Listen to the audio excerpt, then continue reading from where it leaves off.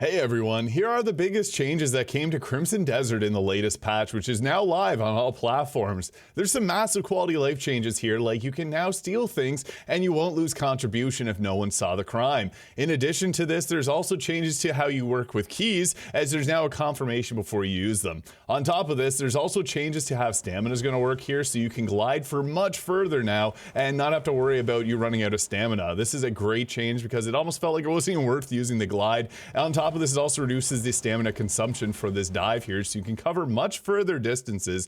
And there's also 5 new mounts that got added to the game, which people have been asking for. I think this is great because the devs have been listening to fan feedback. So they actually added a lot of new content, which is what we'll first start here with. So there are 5 new mounts that are added to the game. I'm going to not talk about them till the end of the video because there are spoilers here, but these are ones that people have been asking for, so this is really nice. In addition to this, there are now chests containing a bunch of different materials that have been added to the world. They also, in the last patch, added more Abyss Nexuses for us to teleport to, so it's nice that they're adding more content into the world. This isn't much of a surprise, though. If you played Black Desert Online, you'll know they update the game quite frequently. On top of this, there's now a new item called a refinement token, so you may notice this whenever you go into the game, and they're in our inventory here. Now, what's great about these are they let you upgrade your gear for free up to a maximum of +4 enhancements. So this is great early game because sometimes the materials are not easy to get. Now you're going to get some for Hernand here, which you can use at the Blacksmith Turnhali, and there's ones that are meant for Demonis as well in other locations. So just be mindful of what type of token you have. Now there's also a change to how cooking works, and I think this is actually a really nice change because whenever you go to cook things, you sometimes have to go through multiple menus that are kind of annoying to deal with. Now whenever you're going to cook, there's a quick option. So now when you go to select something, you can press Y or triangle, and if it's on PC, then you're going to press R to now make now. So you can then just go in and you can automatically just make the food that you're selecting. I think this is a huge change because it was a little bit clunky previously, so it's good to see that they're making changes to some of the more like clunky aspects of the game. Now, there were also multiple changes to how the loot and the storage here works. So previously it was right beside our buddy Carl here. Now you may have noticed it's gone. It's actually back to where it originally was back in the tent here for Cliff. So you come in here and you can go and access the chest. But that's not all the changes to the chest here. You can actually now convert all your items into the inventory here. So now, instead of just pressing A or your X button to be able to store a single item, you can then press X to store the entire thing immediately. This is a really great change, allowing you to just quickly copy your items over. So if you want to just grab things fast, you can now just do it. I think this is a massive change just because it is a little bit annoying to go through and then like obviously select things. So having a simple button to just quickly grab everything is a great change. I also want to quickly mention too, a lot of people aren't fully aware of this, but you can decorate your house right across over there. So if you're at your camp, go play Animal Crossing in this game. It seriously does it all. Now, there are also some changes to how wildlife and wilderness goes. So there are now going to be grocer NPCs in regional farms. So as you explore through the world, you're going to find more items. There are also a number of changes to how item and discovery and knowledge works. On the past update, it made it so that when you saw an item, it was much quicker for you to recognize it. And then also in the inventory, you were able to recognize all items at once. And I think that's just a nice change. There's so many little things that are a little frustrating that they've been working out, but having more merchants is really nice.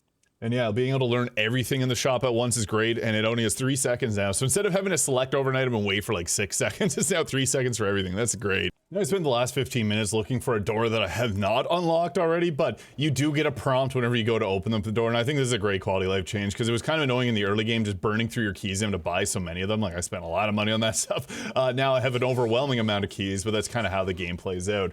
There are also a few really great changes to how pets work. So pets are a great addition to this game, and I think this is something that a lot of people are obviously enjoying. I did videos on how you can guarantee yourself to get a chonker cat if you're curious. But the cats are now having changes. So or I guess dogs too, all the pets that you can have. One of the things is that they used to in combat just roam around everywhere. I used to go into photo mode and take pictures of it because it was really funny seeing the cats just kind of go wherever they want. Now they're gonna stick closer to you, and there are changes to how they loot things. I don't know why everyone's freaking out over my Lofi cat here, but basically they are much better at looting things now, and I've noticed a great improvement. What's also cool is you may not notice this, but they send your items to your camp as well. So yeah, the cats and dogs are goated, and they are honestly so much better now after this update, so that is great. It appears there was an issue in how they stay far away during combat, and they now do not go too far away and they will loot properly. There are also some changes to how certain items work. So wells that have 5 units of water, you can obtain all those at the same time instead of doing it equally or singly. They also improved the mining knuckle drill, so you get everything out all at once. Previously, it was best just to bring a pet alongside you, even though they sometimes don't pick things up. Now you just automatically are going to be getting them. In addition, the Demonesque chainsaw item will now give you all the lumber from trees when you're using it, so that is just a nice quality of life change. And also for the Cuckoo Watcher pack and many other things as well. They also improved abyss cells dropping from destroying depleted rocks, so they now will appear in the cuckoo pot. So if you're using your Axiom Force there to grab things and then turn it into the pot there, it is now working much better. There's also an improvement to the knowledge helm so that all knowledge visible on the screen can be acquired at once. So there's making a lot of changes because knowledge is a cool concept in this game, but not greatly implemented. And they're making some changes to make this so much better. They also made the abyss more convenient to play, they said. And they also made a change to that additional inventory expansion items that are gotten after you get your max of 240 slots will now be granted as boxes containing crafting materials and other items. So that is also nice too. There's a lot of little quality life changes here. Also reduce the chance of pickpockets running into houses while fleeing so that they, become very hard to get rid of and get your loot back from. They also increase the maximum camera distance in photo mode, which is a huge change. I'm loving the photo mode. I also want to make a post something about it. They changed where photo mode is in the menu here too, so it's now the second option there. So you can actually get your camera way farther away. I also want to make a little note here. I talked about this in a few videos. You can use camera mode if you need to drop off a ledge because you can go into camera mode and see the angle. This is super useful in certain dungeons, so don't be afraid to use camera mode. I also want to highlight that they did make changes too. You can now change the focal length here, so the visual range. You could always change the focal length, so that's how you can get these close macro shots or do some long range shots here. Like if you wanted to have the background in focus, you can also press and hold these buttons too. But you can now do a super wide angle, so this is really nice because yeah, sometimes you just want to be able to zoom in on a certain thing, and you can also do dolly zooms here, like this really cool effect. So yeah, I'm really excited to see all the more changes that are coming to photo mode, but I do think that there's quite a few good ones. I would highly recommend you trying it out as well because you can get some really cool shots. This game is beautiful. Now, this is kind of a little sneaky in the wording. I just want to highlight this, though. As part of ongoing visual improvements, replace select 2D visual assets to better align with the game's art direction. Now, this is them removing the AI assets from the game. That was kind of a big thing that popped up on the internet. And I do want to make a little note on that it's kind of similar to what happened with Expedition 33, where they were very clearly used as early assets that were meant to be replaced. Not that I support developers using generative AI. I think that's not as smart. They should have put much more clear placeholders like how Slay the Spire 2 is doing theirs, but I digress. They have removed it, and it didn't seem like this was something they intended to do, so I'm cutting them some slack on this regard. There are also some issues where resting or waiting at beds, campfires, and other objects would make certain things unavailable. This is super useful because I've seen a lot of comments regarding that. Also fix issues where Damian and Onka will become invisible under certain circumstances, and fix some other issues that banks would disappear. They also made it so that any sealable items cannot get lost now, so you're not going to like soft lock yourself in a lot of these things. They also improved the systems that leaving out a sealable item and then saving and reloading the game triggers either a sealed or lost item notification. So again, make it so that bugs and things like that can't break your game. They also changed criminal acts not to decrease contribution while before an NPC witnesses the acts. This is a huge change because I got to be honest with you guys, it was super frustrating after you completed a base, go inside, grab an apple to eat, and then suddenly they hate you. This is a much needed change, and I'm surprised that the game came out like this because it felt like stealing was meant to be like really, really bad. So yeah, a very nice change that I think is extremely welcomed. And they also changed the functionality of an item, they say, but that is an extremely vague description for a reason because it is a bit of a spoiler here. Now, there were some changes to combat and controls, and I think this is great. So improved movement controls for both the player and the horse. There was a bit of a delay when the game first came out between your inputs and what would happen, which I'm glad to report has been changed in the last patch. And then now movement speed increases by holding down the running keys. So this is actually a really nice one. So normally you'd have to do the whole Grand Theft Auto Red Dead Redemption 2, spam your button and run. Now you can just press and hold it and you're going to sprint at the highest speed possible. So this is a really nice change that is going to save a lot of controllers in the long term. So there's also movement speed for the character, and horse will no longer decrease even if the running key is not held continuously. So maintaining the full sprint will still require that periodic input of the button. So yeah, you still do have to press it from time to time, but you're going to have this accelerated pace. So very nice. Now, there's also a lot of changes to flight. This is really huge. So this is an easy way to get into flight. Double jumping still a little bit clunky, but they reduce the amount of stamina that it's consuming, which is huge because this lets you do some pretty cool techniques like that, where you can get into better positioning if you needed to. In addition to this, it'll also help you with the movement while you're flying, and equipped items can now be used while you're flying. So this is a little clunky at times, but you're now able to like actually use some of your inventory while you're flying. I really like being able to use blinding flash. This has always been a thing, but it's much more smooth, and the fact that we can go for a further duration here is massive. So also improved issues where flight will not activate in certain circumstances, so that's great too. They also made changes to the aerial stab here so that it's not going to be really buggy. They made it so it's still fun, but not like anything insane. And they actually made a lot of the stamina requirements. So even the dash used to have a lot of like a very high stamina cost while you're flying, but that also got reduced too, which is nice because it's super useful to traverse with.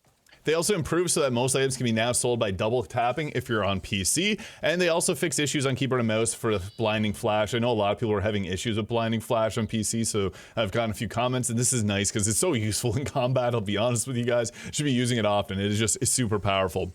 Also adjusted certain bosses and enemies so that they do not attack immediately after player dies and revives. This is a frustrating thing, especially in some fights. Like they did nerf the monkey fight that you do in the earlier section of the game, so it's great that they're making changes because the combat is somewhat frustrating for players, so it's nice to make some changes there in that regard. They also made some changes to how weapons work, and you can also sheath and unsheath your weapons using the same button, the left on the D-pad. Previously, you could only unsheath your weapons. Now you can pull them out using that, which is really nice. I think that it's great they're making some of the changes to that. Combat in this game, I think, is pretty fun, in all honesty, and you got lots of options for builds. But there are a lot of changes like being able to roll and evade now while using focus stills. Using the precise control feature for your Axiom Force will now properly work on PC, and improved objects so they're much easier to interact with. This is something I did notice. It's kind of subjective because the being able to select items is super frustrating in this game, but they also improved the UI to display a guide message when attempting to draw a weapon in locations where weapons cannot be drawn. So you may notice that sometimes you try to pull your weapon, like if you're at the witches area, you can't pull out your weapon. This will make it so that you now can, which I think is nice. Now, quests got a lot of changes as well, so improve the transition to liberation scene. Feels like you're actually liberating a location, so the visuals there are improving. Also fix some issues in the new journey prologue, as well as chapter 2 and chapter 3. Those are just quality life changes overall, and added additional guide prompts when guidance was previously lacking. So there are some quests that I've done videos on which are very unclear with what you have to do. They've been making changes to make it much more clear what you got to do, so that's really nice. I also do want to quickly mention, if you're struggling with a quest, do your little blinding flash here. It'll sometimes light up exactly what you need to do, so that can help out quite a bit because again, it's not clear all the time.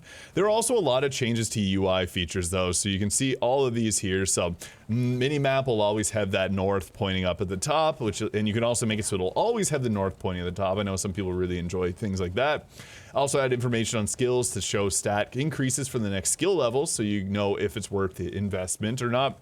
They also added icons to the minimap to show where keys and anvils are, which I think is really nice. They made some other changes to showcase where certain things are, which I think is just nice to be able to let the player know exactly what is happening. But yeah, across the board, there's a lot of UI changes which I think are nice, especially in the cooking menu too. They all have all the like hearty recipes all in one grouping.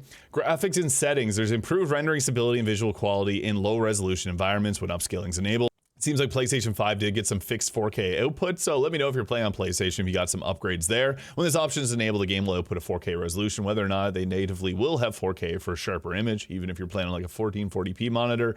The base PS5 performance mode, enabling this option, will allow you to upscale with FSR. Again, let me know if you have any change, if you notice any graphical changes. I haven't seen anything, but they also improved an issue. This happened to me a lot, where screen noise would increase during a long gameplay session.